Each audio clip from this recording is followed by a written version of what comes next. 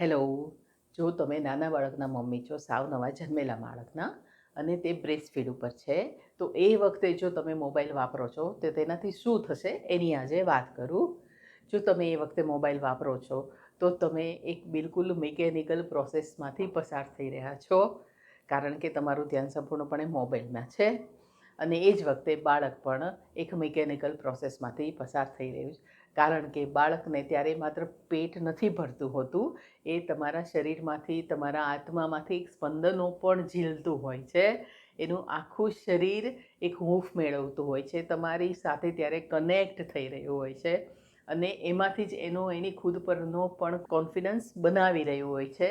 એના બદલે પછી એના માટે પણ એક મિકેનિકલ પ્રોસેસ થઈને રહી જાય છે.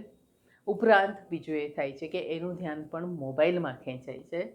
એટલી નાની સાવ કુમળી વયે કે જ્યારે મોબાઈલ એની આસપાસ આમ પણ ના હોવો જોઈએ, કારણ કે એના રેડિયેશન્સ ત્યારે એના મગજ માટે ખૂબ વધારે નુકસાનકારક છે. એટલે આ વસ્તુ તો ખરેખર ભૂલે ચૂકે થવી ના જોઈએ.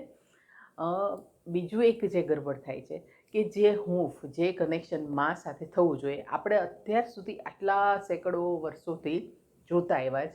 મા માટે કહેવાય છે કે મા તે મા, બીજા બધા વગડાના વા.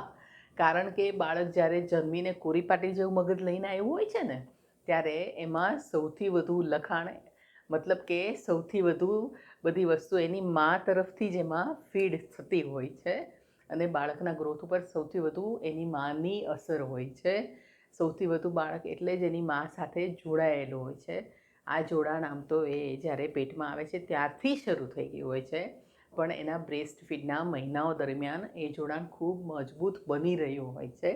એ વખતે માની આંખમાં બાળકની આંખ મળે તો એકદમ અંદરથી ખીલી ઉઠતું હોય છે, એનું મોઢું હસું હસું થઈ ઉઠતું હોય છે, એ આખું રમતમાં મશગુલ હોય છે.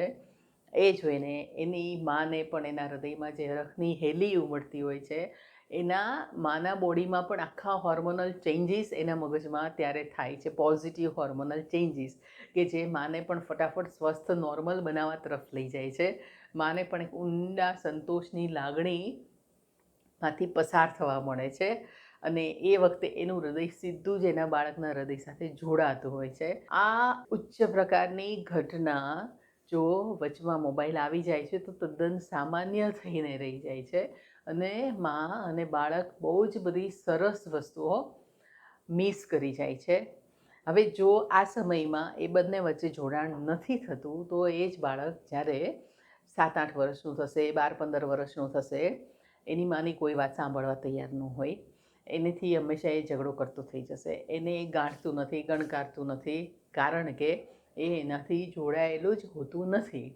અને આ જ બાળક હજી જ્યારે 40-50નું થાય છે, અને એની માં જ્યારે ઉંમરના આગામી પડાવ પર પહોંચે છે, 70-75ની થઈ હોય છે, ત્યારે એને એ બાળકની હૂંફની જરૂર છે, એ બાળક તરફથી એની કેર થાય એ જરૂરી છે.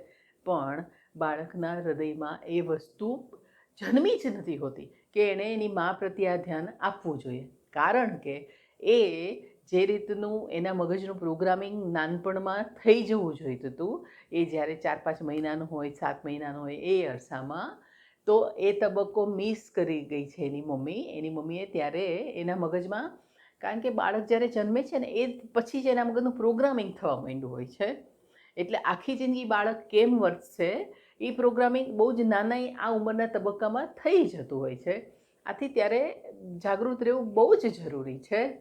એટલે બાળકના સ્વસ્થ અને હેલ્ધી ઉછેર માટે, એની સાથે કનેક્ટેડ રહેવા માટે, આખી જિંદગી બાળકને તમે કાંઈ પણ કહો તો એ સાંભળે તમારી વાત, એ બધા માટે આ તબક્કામાં કે જ્યારે એ બ્રેસ્ટ ફીડ કરી રહ્યું છે ત્યારે તેની સાથે કનેક્ટ થયેલા રહો. એ સમયને ખૂબ ઊંડાણથી સંતોષપૂર્વક માણો, અને એ સમયે મોબાઈલને પ્લીઝ દૂર રાખો.